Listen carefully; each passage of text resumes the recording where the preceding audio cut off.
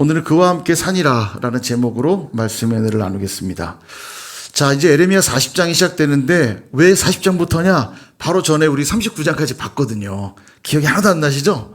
예, 에레미야 39장까지 이전에 봤고 다른 본문을 보다가 이 큐티가 그래요. 본문을 구성할 때 했던 걸 다 보면 에레미야처럼 긴 말씀을 1년 내내 봐야 될 수도 있어요. 그러니까 잘라서 이렇게 들어오는 건데, 전에 봤던 39장까지 내용은 뭐냐면 간략하게 말씀드리면 남유다가 멸망당하는 얘기입니다. 멸망당하고 제일 마지막 왕이었던 시드기야가 두 눈을 뽑히고 끌려가는 장면이 나와요. 그리고 이제는 유다 백성들이 바벨론으로 포로로 잡혀가는 내용으로 끝이 나거든요. 그리고 이제 오늘 내용이 이어지는 겁니다. 자, 남유다가 멸망당한 이유는 뭐냐? 바벨론보다 힘이 없고 부족해서 멸망한 것이냐? 아닙니다. 유다가 멸망한 이유는 하나님 앞에 범죄했기 때문이에요. 심판받아 멸망당한 겁니다. 우상숭배하고 하나님을 외면했기 때문에 심판을 받은 거죠. 그래서 에레미야 선지자를 통해서 하나님이 무슨 메시지를 계속 주셨냐면, 바벨론에 의해서 너희들은 심판을 당할 것이니 버티지 말고 빨리 항복해라 이랬어요. 그 심판은 작정된 것이기 때문에 버텨봤자 너희들의 피해만 더 커지고, 그거는 하나님을 저항하는 것과 똑같은 거거든요. 매를 들었는데 왜 그 매 맞을 때 독한 애들은 이래야지 빨리 끝나는데 맞으면서 더 막 이렇게 이를 악물고 한번 몽둥이가 부러지나 내 엉덩이 부러지나 해보자, 이런 아이들 있잖아요. 그러면 매만 더 맞는 거죠. 그죠? 예. 지금 그러고 있는 거예요. 빨리 항복하라고 메시지를 계속 주시는데도 버티는 겁니다. 결국은 멸망을 당하죠. 왜 예레미야 선지자의 메시지가 그들에게 먹히지 않았냐면 너무 당연한 거예요. 어떻게 할례받은 백성들이 저 이방 민족한테 멸망을 당할 수가 있느냐? 그럴 수 없다. 하나님이 우리를 멸망당하게 내버려 둘 리가 없는데 너는 왜 자꾸 그런 쓸데없는 메시지를 전하냐는 거야. 너 거짓 선지자지? 이렇게 한 거예요. 저들한테 멸망당하는 게 말이나 되냐? 우리에겐 성전이 있다. 우리는 예배하는 민족이고 하나님이 선택한 민족인데 어떻게 우리가 멸망당하냐? 이 거짓 선지자야. 이랬단 말이에요. 너 바벨론한테 뭐 먹었지? 돈 먹었지? 이 친 바벨론파야. 우리 친일파 하듯이 이 친바파야. 이렇게 한 거예요. 괴로웠죠. 매도 맞고 옥에도 갇히고 고통을 많이 받았습니다. 근데 결국은 심판을 당해요. 그래서 여러분, 목이 곧고 완고하면 하나님이 부러질까요? 내가 부러질까요? 내가 부러져. 내 목만 부러지는 겁니다. 내 목을 고쳐 세우면 세울수록 내 목만 부러지는 거예요. 나만 힘들면 그나마 다행인데 내 주변까지 다 힘들게 만들어요. 그래서 여러분, 완고하면 망하는 겁니다. 우리가 사는 길은 딱 하나예요. 하나님 앞에 항복하는 거예요. 하나님 앞에 항복하면 행복해집니다. 이게 한 끗 차이인데 항복하면 행복해져요. 믿으시길 축복합니다. 그리고 이제 오늘 본문이 시작되는 거예요. 자, 설명드릴 테니까 어렵지 않습니다. 들으시면 간단해요. 남유다가 멸망당했죠. 그래서 바벨론의 사령관인 느부사라단이란 자가 유다의 포로들을 이끌고 바벨론으로 갑니다. 가다 보니까 그 포로 안에 누가 있었냐면 에레미야가 있는 거예요. 근데 아마 느부사라단이 에레미야를 잘 알았던 것 같습니다. 그가 전했던 메시지. 왜냐하면 바벨론 입장에서 보면 에레미야는 좋은 사람이에요, 나쁜 사람이에요? 바벨론 입장에서 보면 좋은 사람이죠. 야, 바벨론한테 항복해 너희들. 바벨론한테 항복하는 게 하나님의 뜻이야. 그러니까 바벨론 입장에서 볼 때 우리 편인데, 그러니까 에레미야 선지자가 좋게 보였을 거예요. 자기네 편을 들어주니까. 근데 가다 보니까 에레미야가 있는 겁니다. 그래서 에레미야를 불러요. 그래서 어떤 이야기를 하는데 세 가지로 정리할 수 있어요. 세 가지를 얘기하면, 첫 번째, 너희들이 지금 이렇게 멸망한 이유, 너희들이 심판받은 이유는 하나님 앞에 범죄하고 순종하지 않았기 때문이다 라는 얘기를 해요. 평소에 에레미야가 전했던 메시지죠. 그 얘기를 에레미야에게 합니다. 두 번째 메시지는 뭐냐? 그런데 너가 지금 이렇게 포로로 잡혀간 걸 보니까 내가 너를 풀어주고 싶다. 널 풀어줄 거야. 그런데 네가 혹시라도 바벨론으로 같이 가고 싶다면 내가 데려가서 선대해 줄게. 후한 대접해 줄게. 왜냐면 바벨론 편 들어준 사람이잖아요. 내가 잘해 줄게. 네가 가고 싶다 그러면 포로 대우 안 하고 자유롭게 해주겠다는 거예요. 세 번째, 그런데 만약 너가 따라가지 않고 유다 땅으로 돌아가고 싶다고 한다면 그래, 그것도 내가 허락해 줄게. 총독의 그다랴란 자가 새롭게 세워졌는데 그 사람하고 함께 지내면서 백성들과 살아도 좋다. 라면서 양식과 선물을 줘서 보내요. 이 세 가지 메시지가 정리되시죠? 너희들이 멸망한 이유는 하나님의 심판 때문이고, 그러나 에레미야야, 너는 내가 풀어줄 거야. 바벨론 가고 싶다면 바벨론 데려가 잘 살게 해줄 거고, 혹시 고향으로 돌아가겠다 그러면 고향도 돌아가게 해줄게. 예, 요게 메시지입니다. 여기서 이제 두 가지 교훈을 나누고 마치려고 하는데, 첫 번째는 하나님의 음성을 들어야 된다는 겁니다. 1절을 한번 볼까요? 사령관 느부사라단이 예루살렘과 유다의 포로를 바벨론으로 옮기는 중에 에레미야도 잡혀 사슬로 결박되어 가다가 라마에서 풀려난 후에 말씀이 여호와께로부터 에레미야에게 임하니라. 아멘. 자, 잡혀가다가 풀려났는데 풀려날 그때에 하나님이 에레미야에게 말씀해 주셨대요. 자, 그럼 뭘 얘기해 주셨을까요? 도대체 하나님이 무슨 얘기했을까? 성경에 잘 들여다보시면 어디에 나와요? 오늘 제대로 안 읽었죠? 어디에 나와요? 대답하면 이상한 분입니다. 안 나와요. 안 나와요. 성경을 아무리 뒤져도 하나님이 말씀 안 하세요. 얘기가 안 나와요. 하나님이 말씀이 임하니라가 끝이에요. 내용이 없습니다. 근데 뭐가 나오냐면 아까 얘기했던 느부사라단의 이야기만 나옵니다.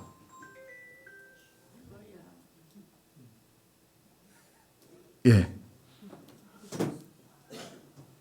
그 중에 첫 번째 메시지가 뭐였죠? 너희들이 심판받는 이유는 하나님 앞에 범죄했기 때문이다.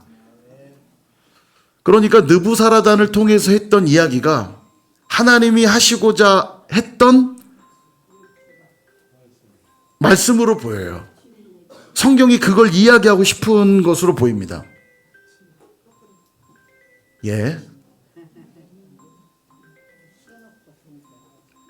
저도 물 한 모금. 일부러 그러시는 거죠, 지금. 지금 일부러. 예, 좀 누가 도와 좀 주세요. 됐나요? 예. 그거 저희 집 앞에 버리세요. 제가 갖겠습니다. 자, 적절한 타이밍에 울려서 잠을 좀 깬 것 같아요. 그죠? 자, 하나님이 무슨 말씀하신 걸까? 성경에 나오진 않지만 느부사라단이 하고 있는 말이 곧 하나님이 하신 말씀이라는 걸 이야기하고 싶은 것 같아요. 그 중에 첫 번째 메시지가 뭐였냐면 너희들이 심판받은 이유, 하나님 앞에 범죄했기 때문이다. 이 얘기를 굳이 에레미야에게 다시 한번 들려주시는 이유는 뭘까요? 그것은 그러니까 잘하라고 그랬지 이 얘기를 하고 싶어서 지적하는 게 아니고 너희들이 지금 이렇게 포로로 잡혀가는 이유는 심판의 결과이므로 너희들이 회복하고 돌이키는 길만이 사는 길이라는 걸 다시 한번 짚어주고 계신 거예요. 로널드 클레멘츠라는 분이 이런 얘기했습니다. 회복의 희망은 돌이킴의 개념과 분리할 수 없다. 그러니까 여러분 회복을 갈망한다면 반드시 돌이키는 자에게만 회복이 주어지는 거예요. 그냥 막연한 기대, 언젠간 좋아질 거야, 언젠간 좋아질 거야라는 이런 희망 고문이라고 그럴까요? 우리가 희망 고문이라고 그러잖아요. 예, 잘 될 거야라고 하는 말을 되뇌인다고 잘 되는 게 아닙니다. 반드시 회복은 돌이키는 자들에게만 주는 은혜인 거예요.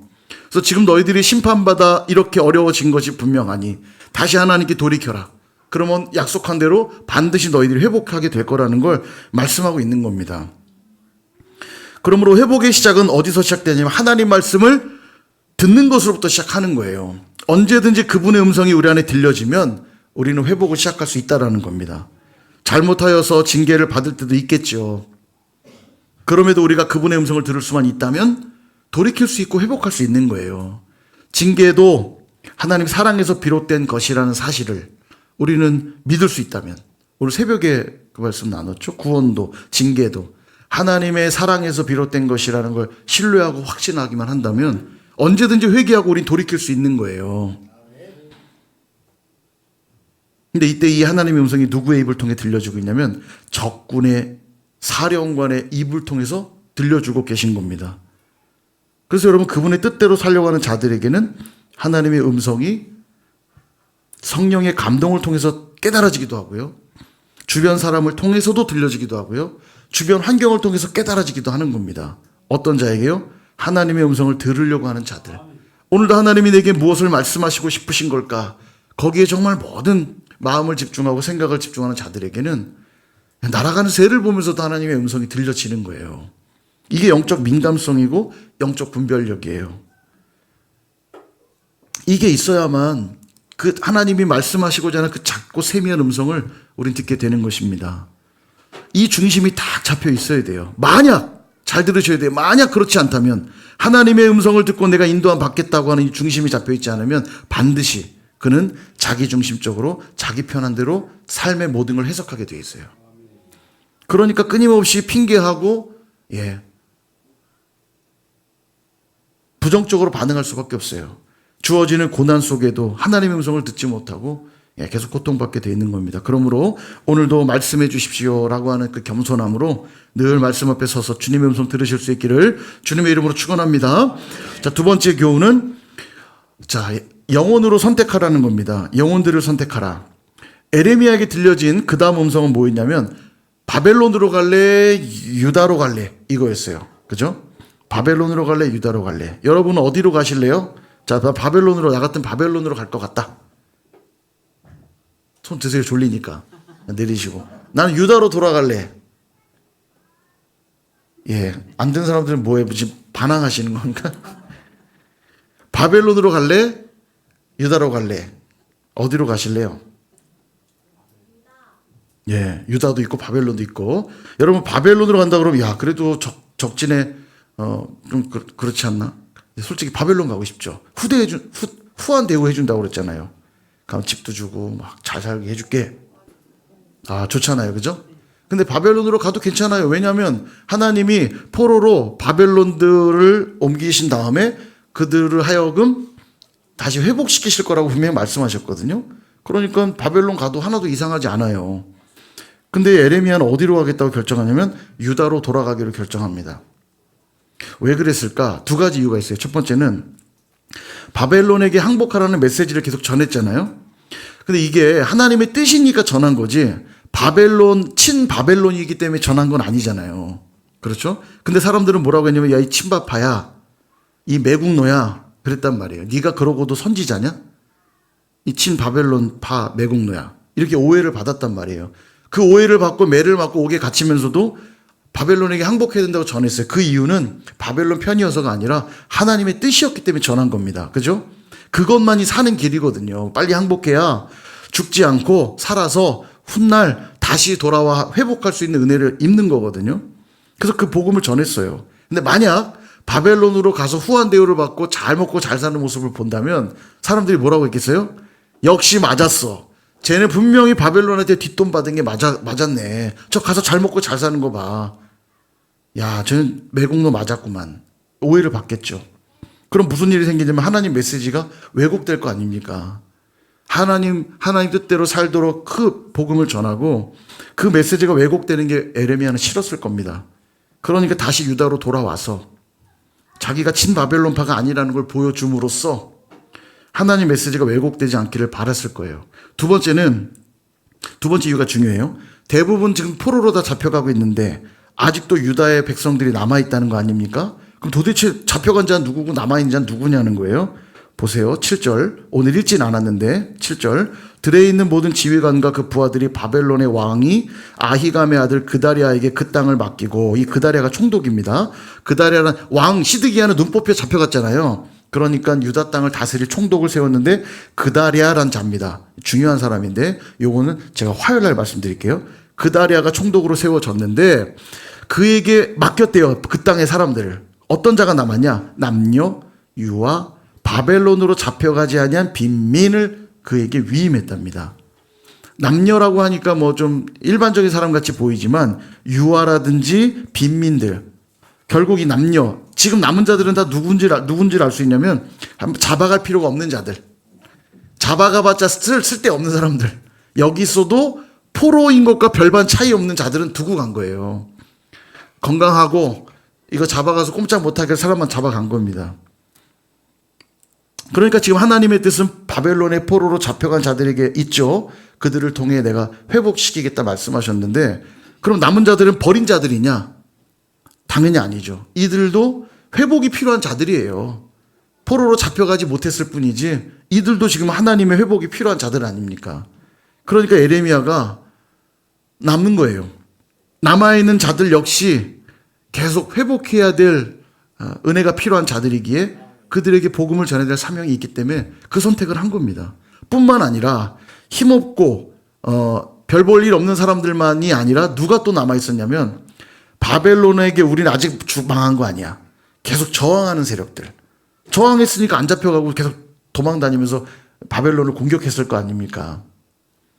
저항하는 그룹들이 남아 있어요. 이제 다음 본문에서 보겠지만 이 저항 세력들이 그다랴를 암살하려고 하거든요. 왜냐하면 바벨론이 세운 총독이니까 저거 바벨론 편 먹었으니까 저거 죽여야겠다. 암살조가 막 나오고 그래요. 그러니까 힘없는 자들이 남아 있었고 바벨론에게 저항하는 자들도 남아 있었습니다. 근데 이 말은 뭐냐면 바벨론에게 아직도 저항한다는 얘기는 누구에게 저항하고 있다는 얘기예요? 하나님께 저항하고 있다는 얘기잖아요. 하나님이 빨리 항복하고 포기하라고 여러 번 얘기했는데도 아직도 저 할례받지 않은 이방민족 바벨론을 우리가 박살낼 거야. 저항하고 있다는 건 아직도 하나님 앞에 저항하고 있다는 얘기입니다. 그러니 에레미야 마음엔 그들 역시 아직도 전해야 될 복음이 있는 거예요. 너희들 이제 그만해야 돼. 그만해야 돼. 하나님 앞에 항복해야 돼.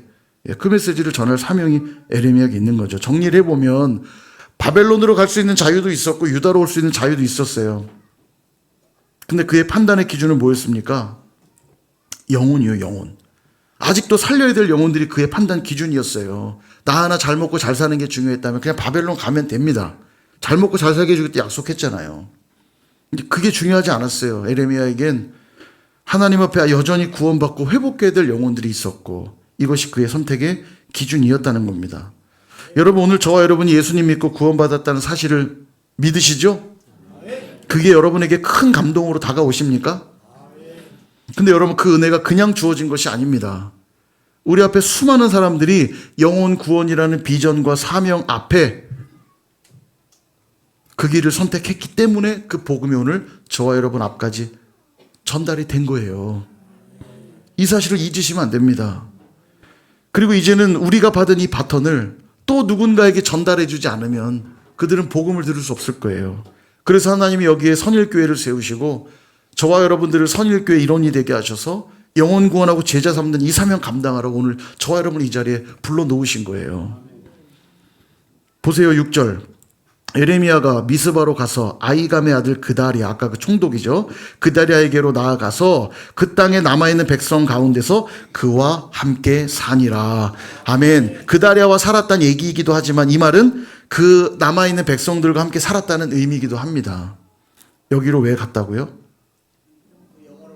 예. 복음이 여전히 흘러가기를 갈망했기 때문에 그 자리에 간 거예요. 그와 함께 사니라 라고 하는 오늘의 이 제목이 그래서 마음에 깊이 새겨지는 듯 합니다. 선택할 수 있는 많은 자리 중에 복음이 필요한 그들과 함께 살았다라고 말하는 이 말씀이 얼마나 귀한지요. 수많은 믿음의 선진들이 그 길을 선택했기 때문에 그 복음이 흘러 어디까지 왔다고요? 우리에게까지 온 거예요. 우리에게까지. 그냥 나 혼자 잘 먹고 잘 살면 되지라고 다 판단하고 결정했다면 복음은 전달되지 않았을 겁니다. 그러나 많은 사람들이 복음을 들어야 될 그 영혼들과 함께 사는 결정들을 했기에 오늘 우리까지 복음이 온 겁니다. 그러면 오늘도 우리도 동일해요. 우리도 이 받은 복음의 바턴을 어디로 넘겨야 될지 살아가면서 수많은 선택들이 우리 앞에 놓여 있을 때마다 여러분 고민하지 마시고 어떻게 하면 내가 더 편할까? 어떻게 하면 더 좋을까? 내가 중심되어 선택하지 말고 어떻게 하면 영혼 구원을 이룰 수 있을까? 고민하고 선택한다면 그 일을 통해 하나님 놀랍게 역사하시고 은혜를 베풀어 주실 줄 믿습니다. 바라기는 선일교회가 영혼 구원하여 제자 삼는 교회가 될 수 있기를 주님의 이름으로 축복합니다. 예, 내년에는 우리가 이 분명한 비전 가지고 나갈 거예요. 내년에 주제가 뭐냐면 그겁니다. 예, 궁금하게 얘기해. 궁금해요? 500원. 예, 500원. 40명이 500원씩 내면 얼마입니까? 예, 괜찮네. 네. 네, 또 계산하시는 집사님, 네, 감사합니다. 영혼관의 제자 삼는 교회. 분명한 건 하나님이 지금 은혜를 우리 선일교회에 부어주고 계세요. 느껴지십니까? 새롭게 빚어서 귀하게 쓰시겠다고 하는 주님의 마음이 느껴지세요? 동참하시기 바랍니다. 교회의 비전은 이거 하나예요. 영혼관의 제자 삼는 것. 그 나라와 그 애를 구하면 이 모든 걸 더하신다 약속하셨어요. 예, 그 길을 선택하십시오. 우리 4대 비전 해볼까요? 시작. 예배하는 교회, 선교하는 교회, 양육하는 교회, 축복하는 교회. 요거를 한마디로 요약하면 영혼구원하여 제자 삼는다는 뜻입니다. 예. 우리 선일교회가 그런 교회 될 수 있길 주님의 이름으로 축복합니다.